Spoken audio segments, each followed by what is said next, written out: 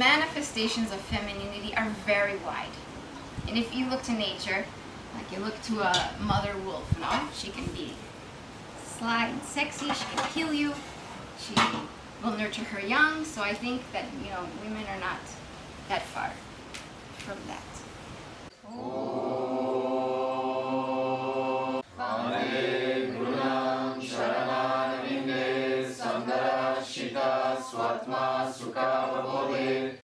I asked her in the home, I said, when you think about femininity, what's the first thing you thought of? Say the truth. It was a really good answer. She said she thinks of breasts. So let's go around. But I think that's a great answer. Breasts are the life givers, no? Mm-hmm. I just saw a white feather. Yeah, just open, shiny, beautiful. Mm-hmm. Confident. That for me is also feminine. I thought about emotions. Well, of course, I've been thinking about it for a few days. But I thought about forgiveness. I think women, beyond everything, as a mother will always, and when I speak about children, I think there is something as symbolic children, okay? I have 3 children, but I'm really conscious of the fact that we have all different creation energies, and being a mother is a vast thing. And you can mother everyone, you can mother animals, you can mother your art, you can mother your music. But I do think that women in general, because of this ability to create whatever energy you create, because when you create something, you end up loving that. You love it purely. I don't think there's any love like the love for a child or your creation, right? And when you have that love so strong, you're very willing to forgive.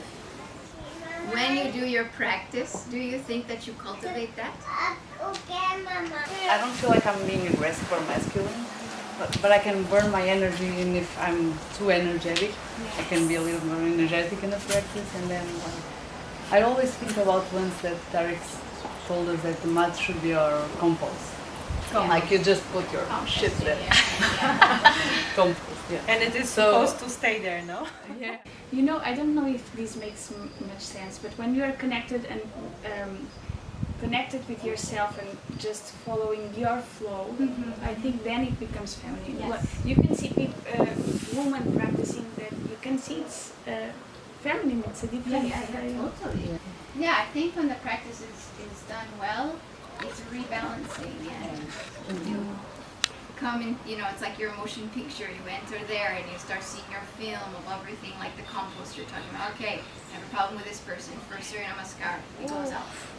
Second Surya Namaskar, oh wait, I'm mad at my husband, it goes out. Third Surya Namaskar, okay. Once you get to sitting, you're like, oh, now I'm just in the asanas, right? So like you do this balancing.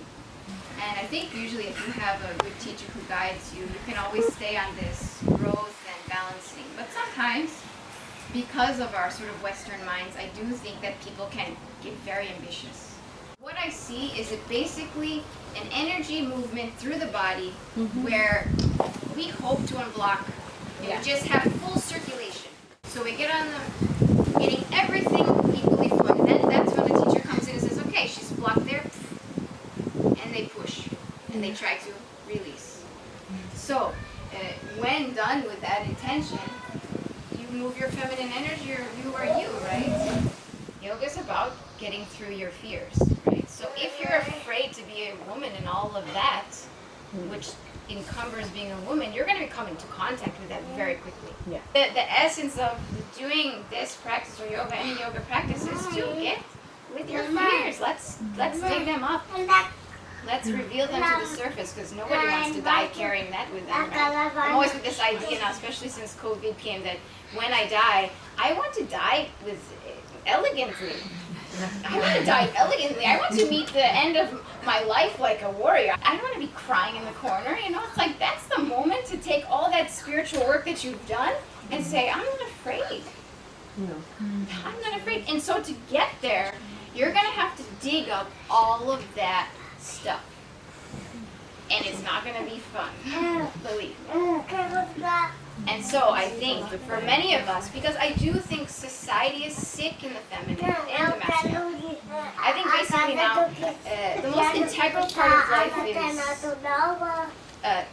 sexual energy, creation energy, making love, creating life, and having a healthy relationship with sexual energy, and the end of the life, death. But right now in society, the beginning of creation, which is sex, basically, is sick. And the end of life is sick. And then the masculine is sick. And then the feminine is sick. And if we're all here to clean ourselves up and face all of that, we're going to come into contact through our breathing and through our fears with whatever part is in our femininity that's sick. And as you said, like if there was blockages, you're going to start seeing Mula Bandha starts working. Like, wow. I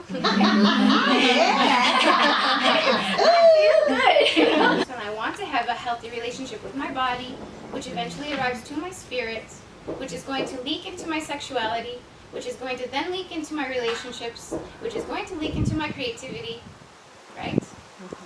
But there has to be some attention there. Otherwise, it's just handstands and legs moving. Right? Yes. Exercising. Which is okay too. Because it does make us look good, right? Look at all these lovely ladies.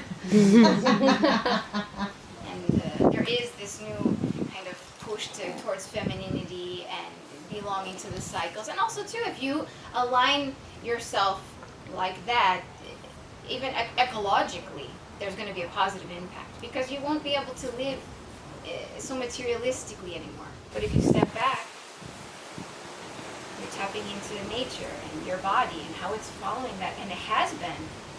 And you have this wildness in you, right? And it's always been there, and it's just letting it breathe. Right?